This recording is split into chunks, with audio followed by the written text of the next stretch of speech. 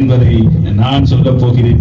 அதை ஏற்கின்ற மனதோடு இவங்க இருக்கிறாங்களா இல்லையா என்கிறது எனக்கு தெரியாது. சொல்றது என்ற கடமை, ஏற்கிறது உங்களுடைய கடமை. வெற்றி தோல்வி மனுஷனுக்கு தான். பிறப்பதும் இறப்பதும் மனித வாழ்க்கையில் தான். தோல்வியை கண்டால் தான் அந்த தோல்வியின் அனுபவங்கள் மிகப்பெரும் வெற்றியை தரும் என்ற அடிப்படையில் எதையும் தாங்கும் இதயங்களாக நாங்கள் இருக்கிறோம் என்கின்ற எதிர்பார்ப்புகளோடு இன்றைய தினம் முதலாம் இடத்தை பெற்றிருக்கின்ற வெற்றியாளர் சொல்லுவா ரைட் சொல்லு.